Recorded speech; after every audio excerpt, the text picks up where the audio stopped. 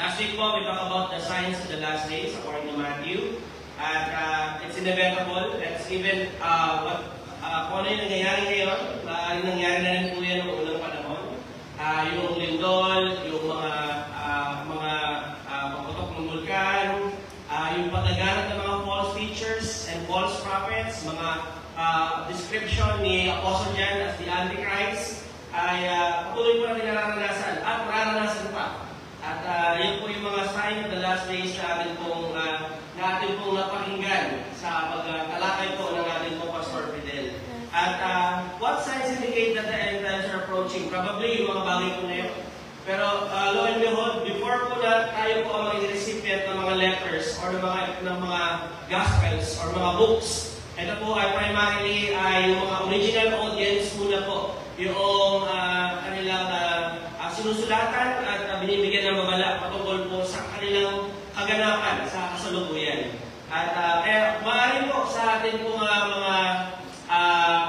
kaganapan, maaari siguro parating na talaga ang Panginoon sa Kristo. Siguro guguho na talaga itong mundo ito. Siguro talagang ito na kakatapusan. At marami po sa ating mga kaisipan, siguro talaga na nagkakaroon tayo ng ganong kaisipan, baka nga. Pero atin po dapat malaman na ito po salita na Jesus is coming or darating ng Panginoon sa Kristo ay sinabi na rin ng Apostle Pablo ng mga iba pang mga authors sa New Testament and even sa Old Testament nung panahon po nila.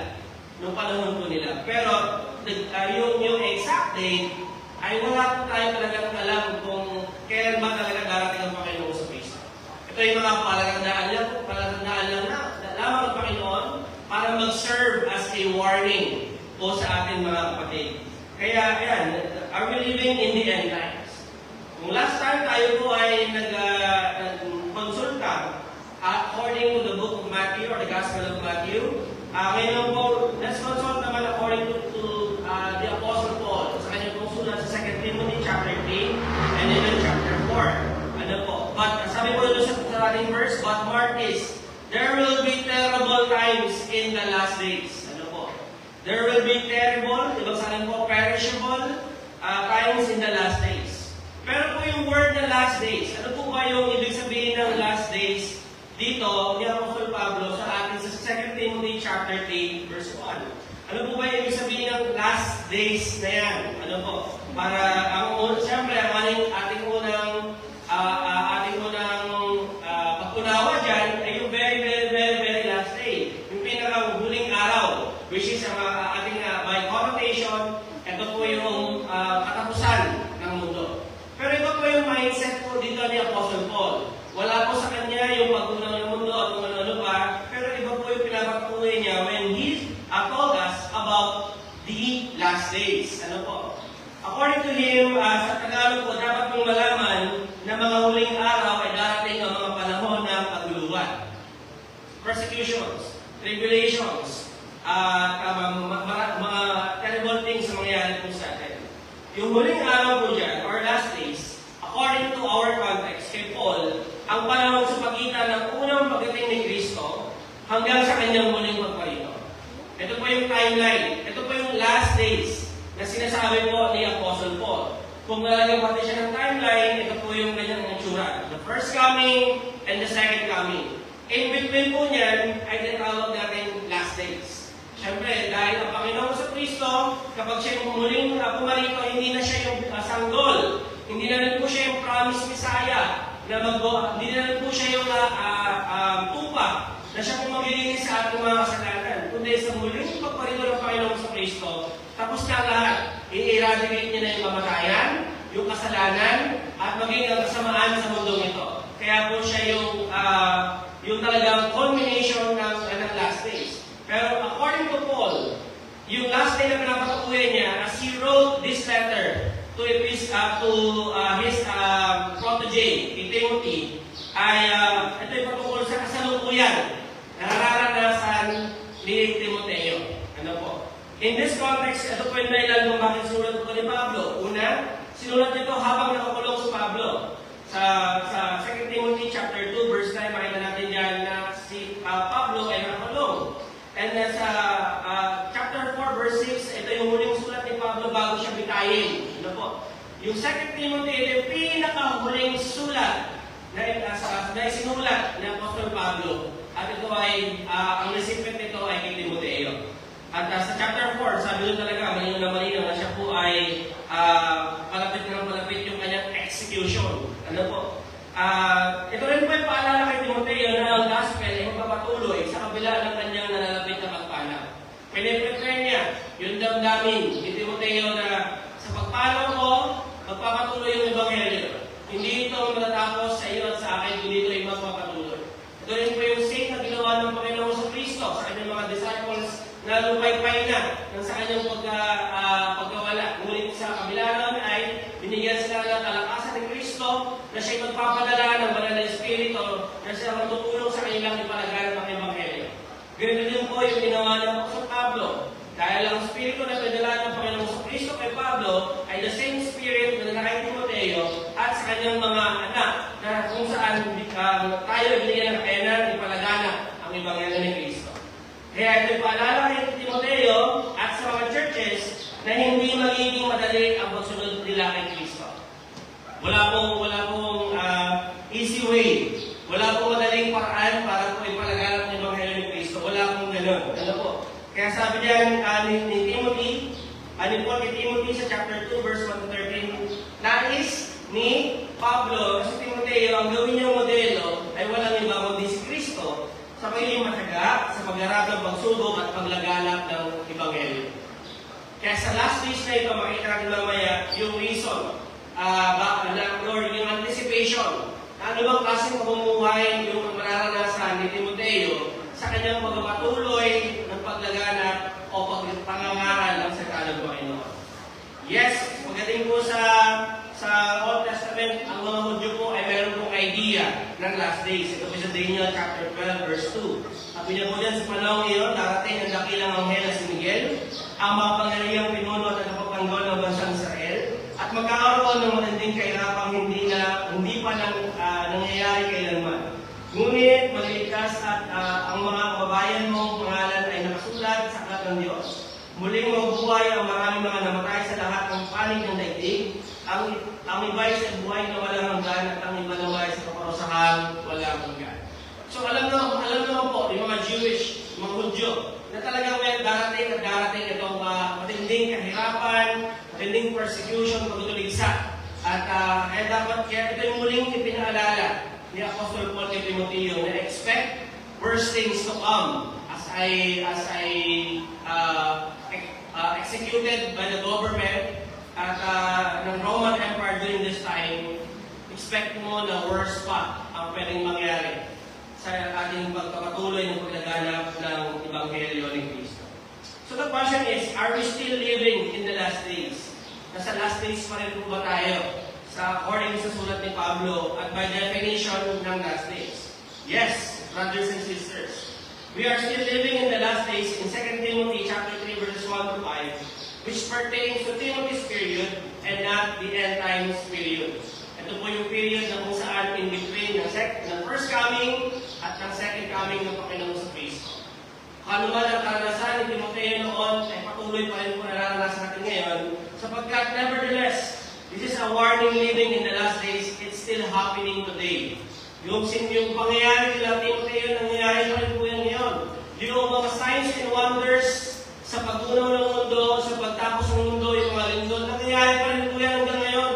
Yung ating kinalain last week, nangyayari pa rin po yan. Kaya po, these last days na ating po naranasan will end only when He returns to judge the living and the dead. Thus, we are even now living in the last hour. Natapos na po itong mga kaguluhan na ito sa muling pagparito ng Panginoon sa Kristo. Paul's warning shows us there will always be wickedness until Christ returns. Ano po? Kaya talaga po masahan po ninyo na kahit na lumalaganap po ang mga mananampalataya sa buong mundo, ay nandyan pa rin po yung wickedness, nandyan pa rin po yung evil, nandyan pa rin po yung kasalanan, nandyan pa rin po yung kamatayan. Sapagkat ito ay tutupukin ni Kristo. Sabi nga po niya sa kanyang muling pagpurito, ang kanyang muling tutupukin ay ang kamatayan. Ay ang kamatayan. Doon lang po mangyayari ang katapusan ng wickedness ng mundo ito. Kaya no matter how prosperity, yung mga countries, yung ating mga personal lives, reality is, yung wickedness, yung evil, patuloy pa rin po yan. Lalaganan sa mundo po na ito. Natapos naman ito muli sa muling pagparito ng Panginoon sa Kristo. Kaya po, ang topic natin ngayong umaga na ito is Godlessness in the last days. The last days according to the Epistle of Paul, 2 Timothy chapter 3, verses 1 to 5. And I propose this morning sa mga huling araw, which is the Godlessness days. Patuloy tayo mamuhay ng godly living hanggang sa kanyang muling pagparito.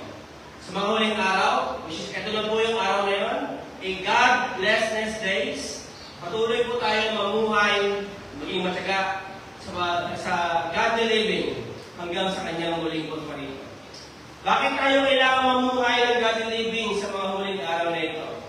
Well, sa verses 2 to 5, ilalatag po ni Apostle Pablo yung tinatawag natin mga catalog of sin or yung mga uri ng mga kasalanan na lalagana sa godlessness days po na ito. Number 1 ay because people in the last days will be reckless. Self-centered. Ano po? Magiging makasarili, magiging walang pakialam, bahala kayo dyan, kanya-kanya tayo ng buhay. Ano po? Tayo nga po sa panahon ngayon, we are living in a postmodern era. Ano po? Where sa postmodern era, ang thinking po ng tao, wala nang tama at wala nang mali. Sapagkat sa panahon po natin ngayon, everything is relative. Ano po? Basta yung tama sa iyo, maaaring mali sa kanya, at yung mali sa kanya, maaaring tama sa akin. Ganyan na po yung panahon po natin ngayon. Kaya nga sabi po ng isang abogado o isang segment sa TV, sa may katwiran ka, ipaglaban mo. Kahit na mali yan, pwede ba yan itama? Kahit tama yan, pwede yan maging mali. Yan po yung postmodern era na meron po tayo ngayon. Self-centered na po tayo. Kung dati po ay God is the center of the universe, ngayon po man became the center of the universe. Tayo po yung standard of measurement. Tayo po yung naging Diyos, little Lord sa mundo po na ito. 2 Timothy chapter 3 verse 3. Sapagkat ang mga tao ay magiging maibigin sa sarili, maibigin sa salapi, palalo, mapagmataas, mapagsamantala, suwain sa magulang, walang utang na loob at napastangan sa Diyos. Ano po?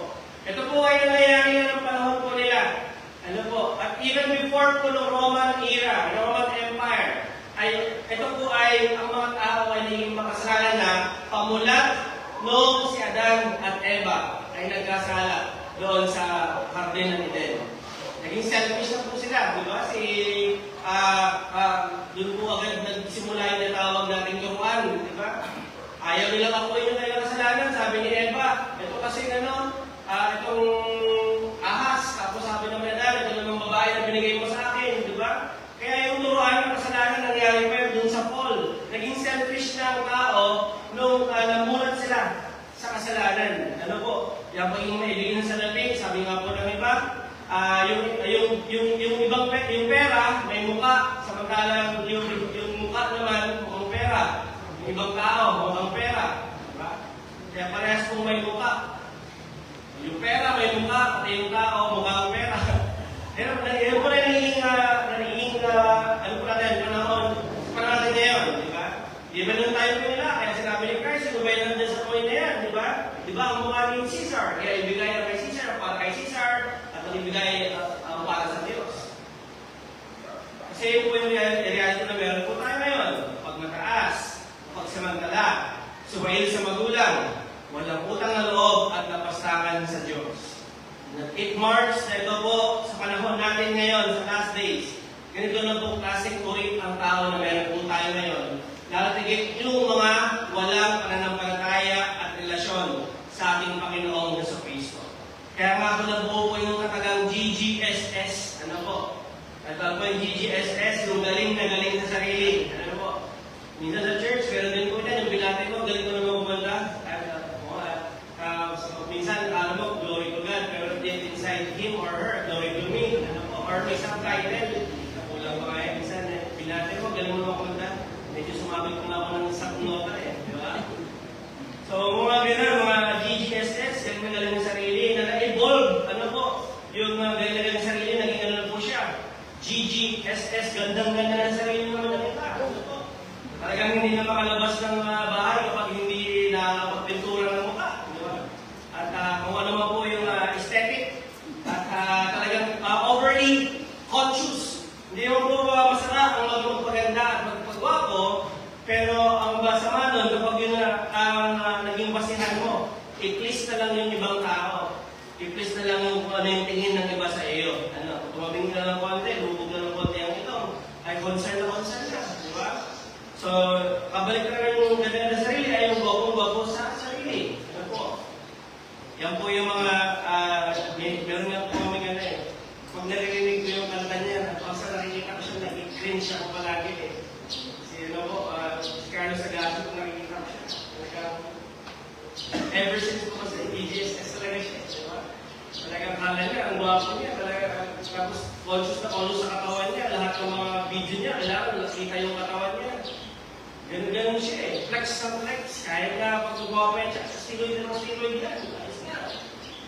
Parang hindi siya ba, gano'n na tawag natin narcissist, ano po yung narcissist? Ito po yung mirror on the wall, yung kay Snow White, ano po, sabihin mo sa akin, mirror on the wall.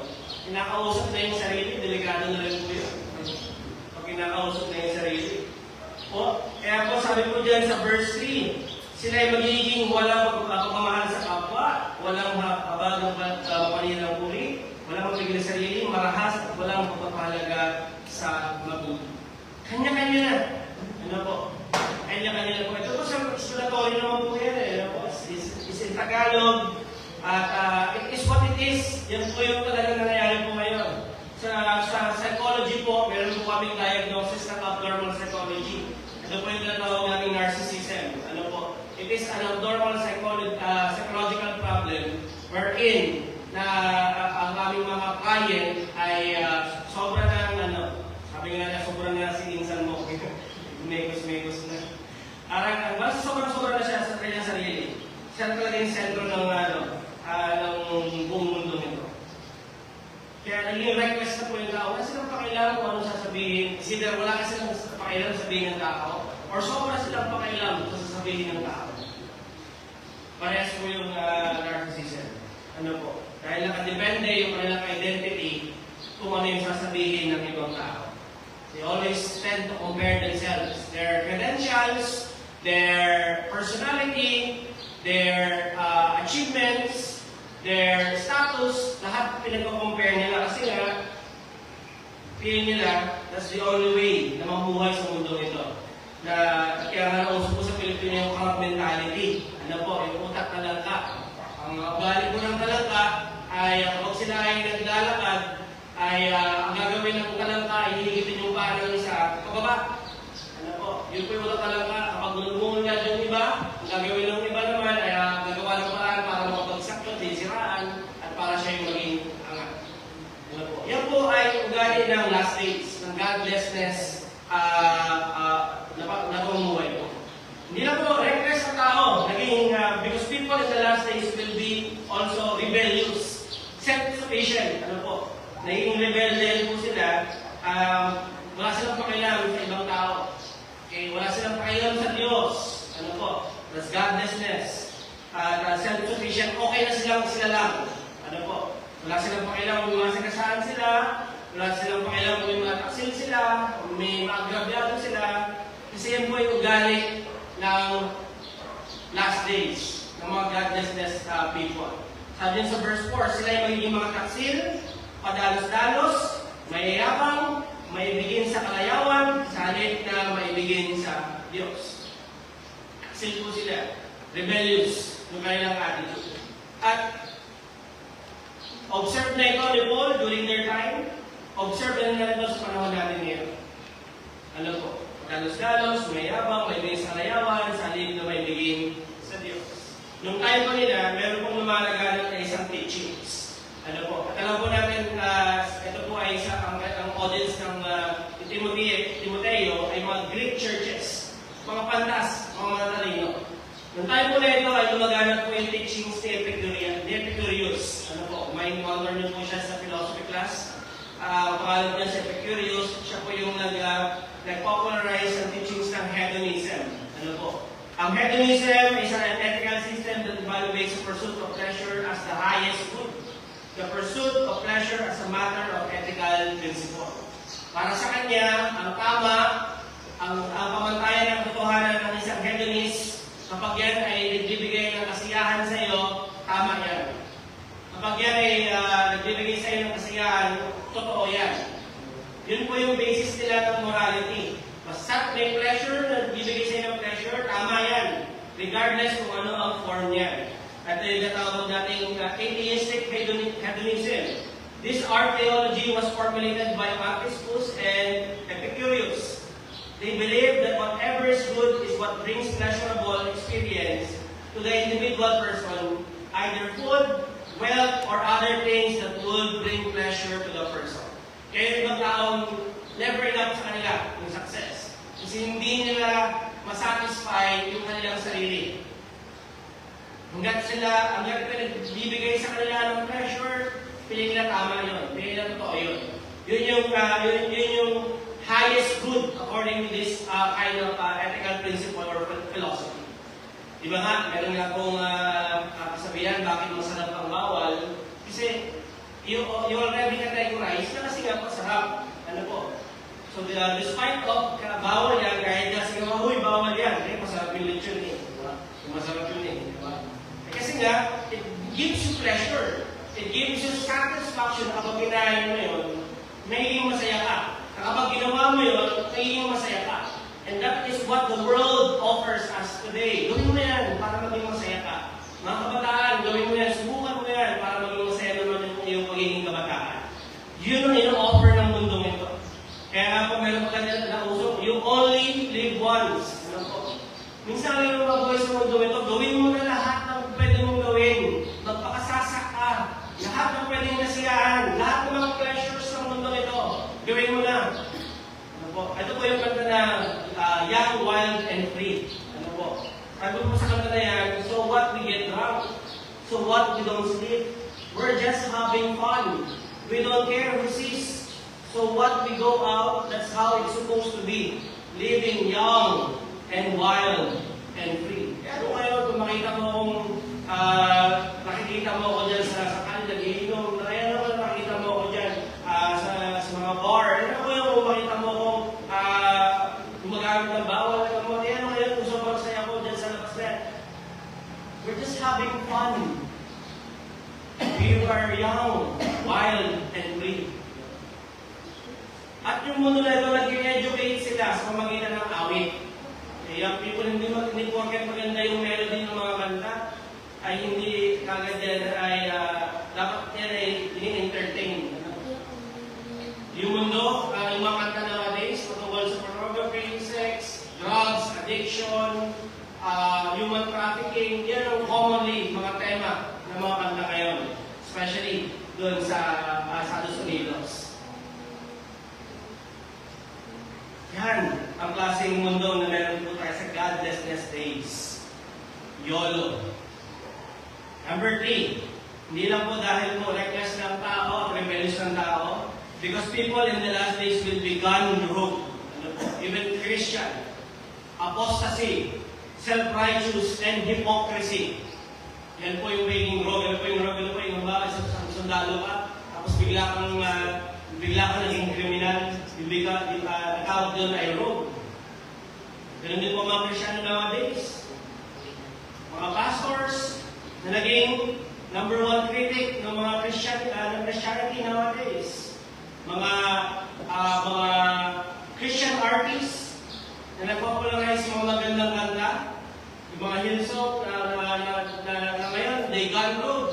Kasi ginagamit na lang nila yung kailang royalty para magpakayaman at gamitin sa worldly pleasure. Marami na ang mga mananampalataya na nag-gone rogue sa panahon po natin ngayon. Even nga po yung one of the famous evangelist na nakasabay ni Billy Graham, ano po, si Charles Templeton. Ano po, si Charles Templeton, isa din po siyang evangelist. And yet, after po ng kanyang glory days na kanyang magiging evangelist, sumulat po siya ng isang libro. Ano po ang libro niya? Farewell to God.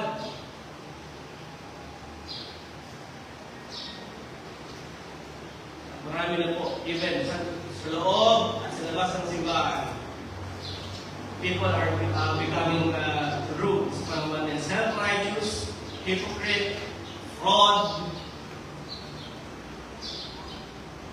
deceptions, kung ano pa. Kaya sa verse 5, sila ay may anyo ng pagiging mga Diyos, ngunit hindi naman nakikita ang kapangyarihan nito sa kanilang pamumuhay. Iwasan mo ang ganyang uri ng mga tao. Hindi porket po na may suot na Christian t-shirt, like Christian. Hindi porket yung isang kanta ay may church sa kanta. Take me to church, ay Christian song. Hindi porket na sinabi, Lord, patawad. Pwede na kantahin sa simbahan kasi may Lord na kanta. At marami pong nagpapanggap na ka-Diyos sa panahon na ito. At yun po yung gusto sabihin ni Pablo. Iwasan natin kung ganong klase ng mga tao. Ano po yung example po dyan ni Paul? Verse 6, sabi niya na ilan sa kanila na gagamit ng panilang upang makapasok sa mga bahay ng mga babaeng madaling manilang. Ang mga bahay nito ay inuusig ng bigat ng kanilang mga pagkakasala at tinutulak sa sari-saring pagnanasa. Example po dito ni Paul ay mga babae. Ano po? Nung time po nila, ano po? Siguro nung time nila, madali nilang maloko yung mga babae, ano po? Kaya yun yung nilang tinatanman ng mga maling katuruan. Dinidisip nila. At yung mga pagpasok nila sa simbahan ay para silang Diyos, para silang baka Diyos, pero hindi naman pala. Kasi madali lang naman magsuot ng purong-purong puti para masabing baka Diyos ka. Dahil ang mga mag-vlogs ko, paglakad-lakad na dyan, para sabihin, ikaw ay missionary at pinadala mo ang Diyos. Marami na po. At ang description ng Christian, sila po ay mga wolves, sheep clothing, mga lobo na nagbabalat kayo. So, suot ang magiging tupa, pero hindi naman pala. Marami na po ito nangyayari. Noong times po nila, panahon po nila, ang mga common na mga nagdadala ng mga false teachings sa mga churches ng Ephesus, ng Thessalonica, sa lahat ng mga churches na nabanggit itong mga nalipas na linggo, ay hindi galing sa labas, actually galing sa loob. At kaya nga sa 1 Timothy, naglatag si Paul ng qualification ng elders, ng deacons, ng overseers, ng bishops. Kasi yun yung mga problema sa loob ng church ng Ephesus na pinagpapastoran ni Timoteo. Mga elders, mga deacons, mga bishops o overseers. Kaya napakahirap pong mamuhay sa last days po. Napakahirap. At inihahanda ni Paul si Timoteo sa klaseng pamumuhay na ito. At dahil ito ay napakinggan natin sa bagay na ito, asahan din natin na may encounter natin mga tao ay ganito. Hindi tayo tanggapin nila. Hindi talaga tayo palagi yung majority. Lagi po tayong minority.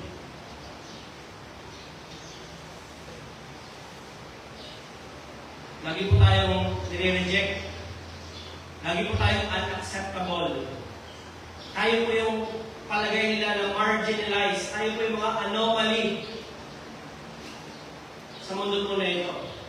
Kaya expect po ninyo kapag kayo ay tumindig sa katotohanan, they will persecute you. They will make you stupid. Ang sabi ng Panginoon ng kamangmangan sa mundong ito ay karunungan ng Diyos. Pangaral ko na, kamangmangan na sa kanila yung Ebanghelyo ni Kristo, pero ito ay katalinuhan sa Diyos.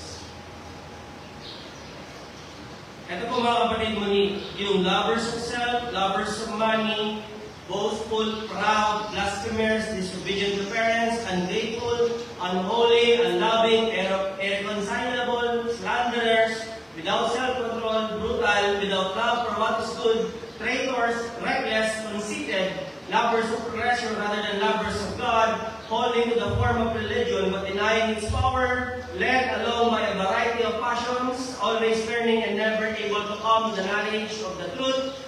What has been will be again. What has been done will be done again. For there is nothing new under the sun. Ecclesiastes 1, verse 9. Ang nangyari noon ay mangyayari ngayon, at ang mangyayari noon, at ang mangyayari ngayon ay pwede pang mangyayari ulit yan sa susunod na panahon. Sapagkat walang bago sa mundo ito. Yung kasalanan noon, kasalanan pa rin siya ngayon. Hindi yun nagbabago. Yung law ng Panginoon is absolute. Pag sinabing absolute yan, ay kung ano sinabi ng Panginoon na tama at mali, yun lang yun. Hindi yun pwede mabago as time goes by.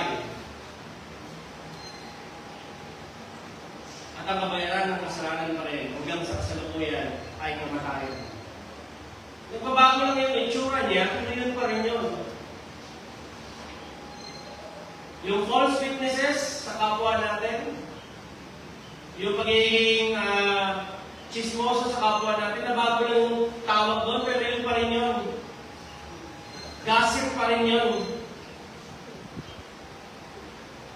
Kahit na dumami po yung mga side-side na yan, side-by-side, suicide, pesticide, lahat ng mga insecticide, di ba? Kahit na bago mga tawag dyan, murder pa rin ang tawag doon. Kahit dumami pa yung mga terminologies na yan, yun pa rin po yun. Kahit na magbago po yung ating simbahan, lumanda yung simbahan, tapos iba't iba pa rin, Diyos-Diyosan, idolatry pa rin po yun, hindi po nagbago yun. Yun pa rin po yun. At ito ay pinapakita lalo ni Paul kay Timoteo. Asahan mo na. Asahan mo na. Dahil sa huling araw, wala silang ibang kailangan kundi ang Ebanghelyo ni Cristo. And that is the only remedy. Lunas para po ang tao ay maligtas sa walang hanggang matama. Yung word ko na ito mga kapatid na Jesus is coming soon.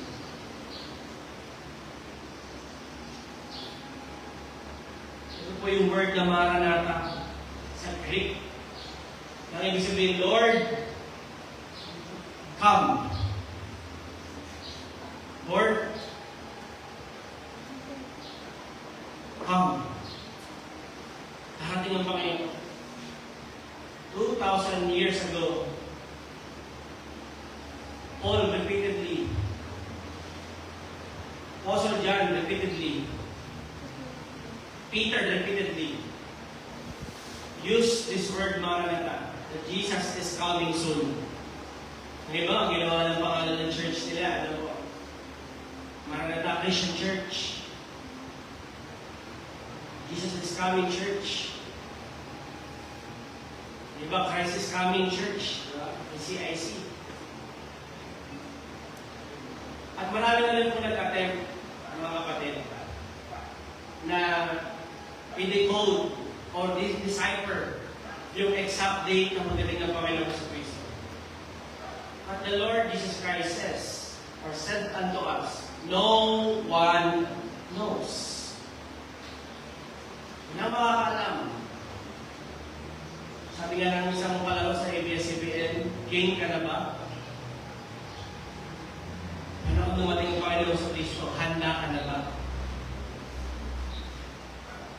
Chapter 4, 2 Timothy chapter 4 verse 1, sabi ni Paul kay Timothy, I solemnly charge you, sa kabila ng ganitong klaseng mamumuhay ng tao sa last days, preach the Word. Preach the Word. Ano yung word na charge dito? Ina-appoint po si Paul. Ina-appoint ni Paul si Timothy as a soldier of Christ. Charge. Move forward. Preach the Word.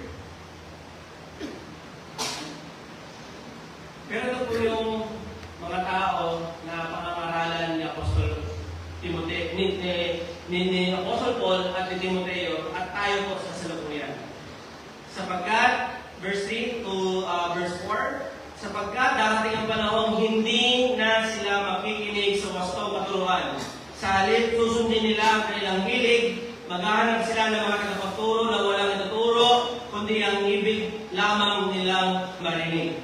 Hindi sila makikinig sa katotohanan, sa halip ay ibabaling ang kanilang pansin sa mga katang-isip. Ngunit ikaw, maging mahinahon ka sa lahat ng oras, magtiis ka sa panahon ng kahirapan, gamparan mo ang tungkulin ng isang mangaral ng magandang balita, at tuparin mo ng lubos ang iyong paglilingkod. Sapagkat dumating na ang panahon ng pagpanaw ko sa buhay na ito, ako'y mistulang isang handog na ibinubuhos sa gambala. Ito na yung muling nabilin ni Paul kay Timothy. Sa iba pong lugar, sa States, may ibang sa US, may ibang state po doon, na pastor, bago mag-sermon sa simbahan, kailangan muna nilang submit yung kanilang manuscript. Kasi baka may mga sabihin yung pastor sa pulpito na against the government or against the human rights, kontrolado na ng gobyerno, maging po yung sasabihin ng pastor. At ibang mga simbahan naman, kapag hindi nila gusto yung pastor, at lagi na lang kasalanan, lagi na lang patungkol sa gospel, basta hindi nila gusto marinig, pinapalita nila. Hanap tayo yung magaling magpatawa, hanap tayo nakakalisa sa inga. Hanap na lang kayo ng wow, huwag kayo magandang pastor. Huwag na lang kayo sa sitcom, huwag kayo muna sa simbahan. Gusto nila naman matawa. Kaya nga siya tinawag na sermon for a reason. Yung iba tinawag na siyang inspirational message. Yung iba tinawag na siyang exhortation. Pero, truth of the matter is, this is the sermon of God. At walang sermon na magaan ang dating sa atin. Pag sinurmunan tayo ng ating mga magulang.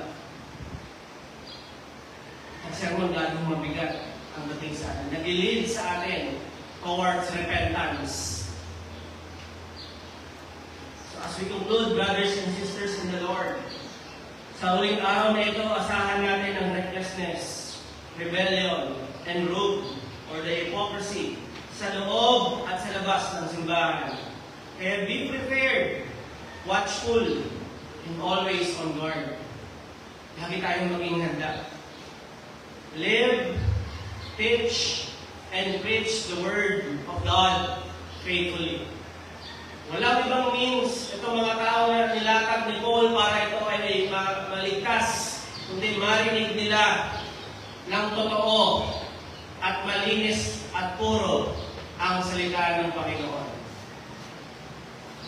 Kaya let's continue, live, teach, and preach the Word of God faithfully. Bakit po mga kapatid? Because the living Word is the only remedy for this dying world. The living Word for a dying world. Preach the living Word and reach the dying world. Walang paraan po na umalis ang tao doon sa nilakad natin iba't ibang klaseng kasalanan. Kundi mapakinggan nila, tanggapin nila, tumugon sila sa buhay na salita ng Panginoon, ang liwanag ng Ebanghelyo, ang Panginoong Jesucristo. Preach the living Word and reach the dying world. Maranatha, our Lord will come. Come. This is the godlessness in the last days, according to the book of Timothy. Let's continue to ponder upon the goodness and beauty of the Lord. And as we await, muli ko kayo ng Panginoon sa Kristo. In the last days, there are thousands of reasons, thousands and thousands of reasons to worship the Lord, to serve the Lord, to proclaim the Lord. Sa buhay na meron tayo, nahiram mula sa